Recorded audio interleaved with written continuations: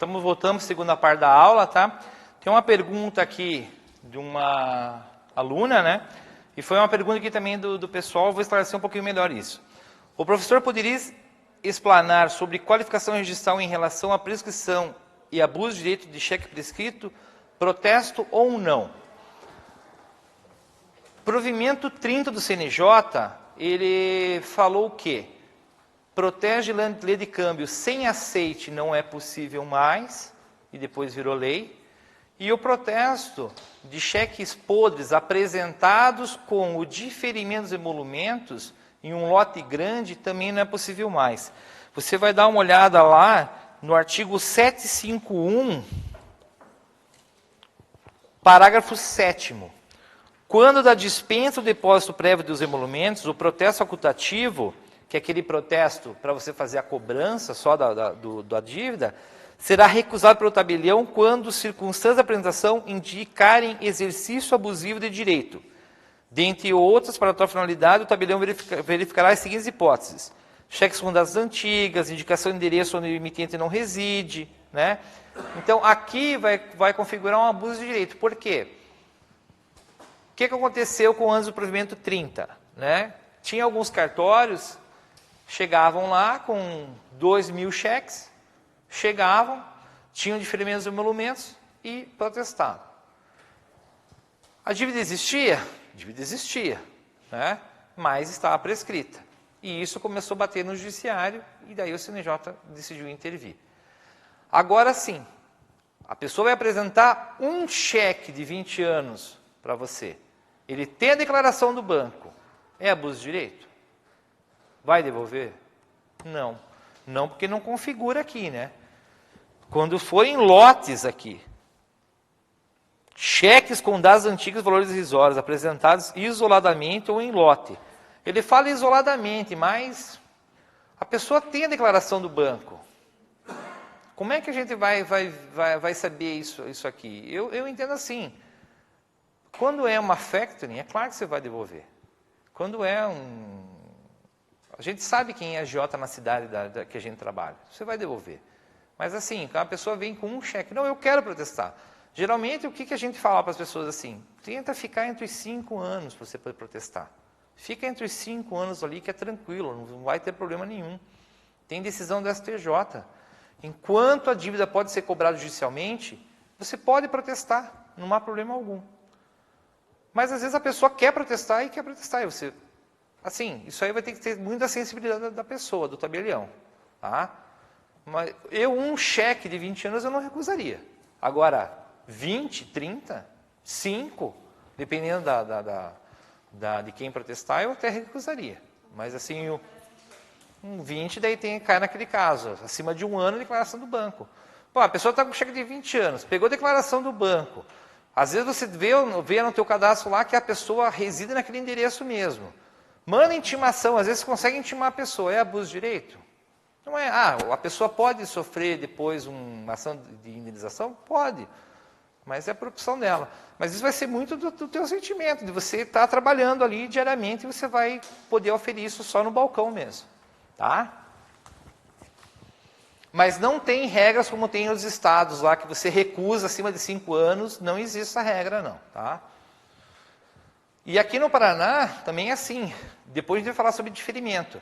Não há o diferimento dos emolumentos para quem vai apresentar diretamente ao distribuidor, ele vai ter que antecipar os emolumentos, não há dispensa dos emolumentos. Só se você fizer um convênio com o Instituto, daí não configuraria a hipótese do artigo, tá? Vamos voltando. Os prazos.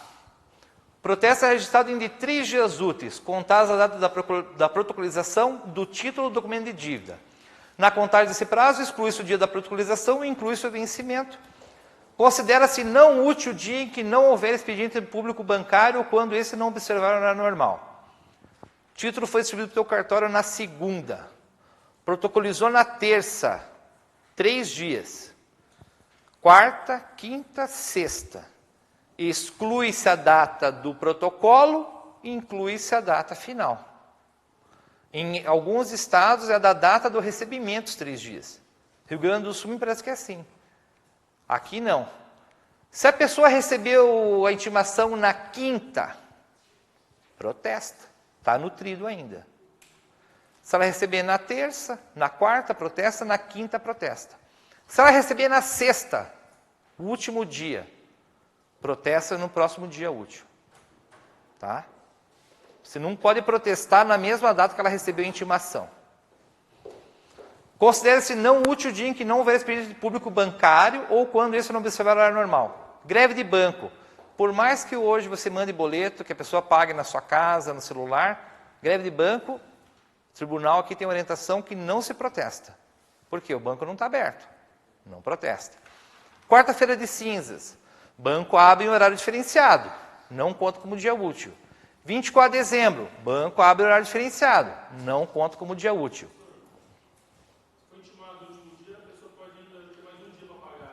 No último dia, né, naquele meu exemplo, distribuiu na segunda, protocolizou na terça, quarta, quinta, sexta. Recebeu a intimação na sexta-feira, tem até segunda-feira.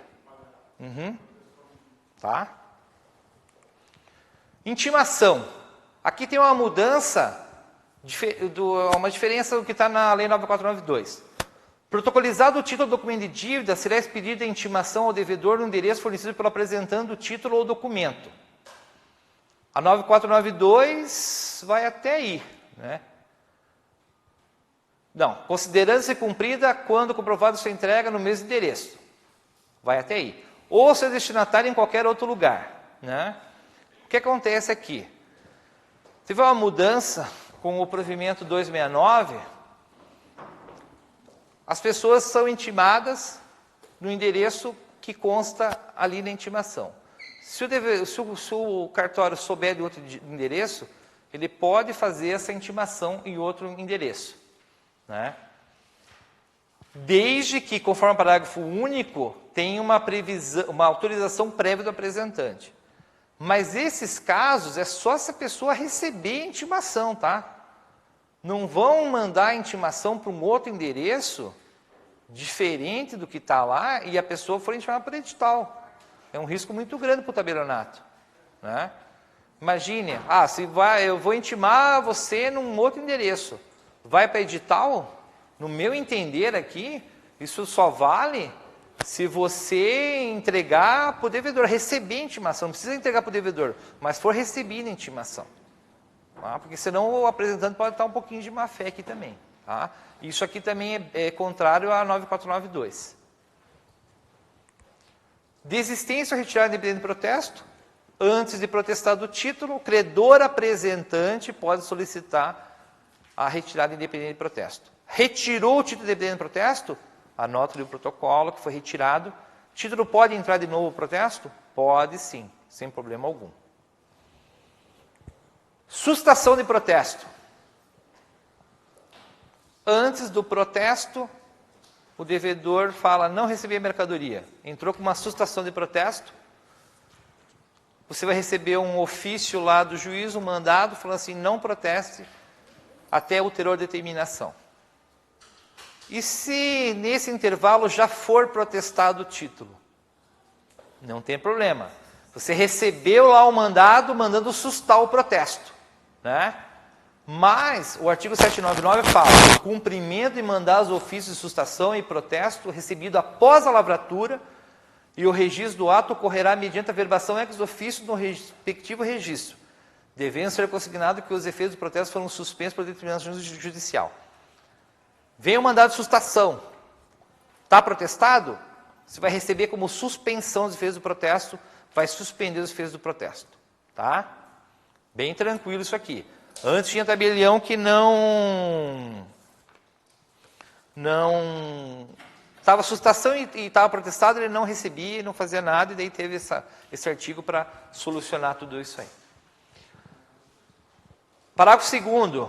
Das certidões pedidas após qualquer uma dessas averbações, não constarão os registros elas referentes, salvo por requerimento escrito do próprio devedor ou por determinação judicial.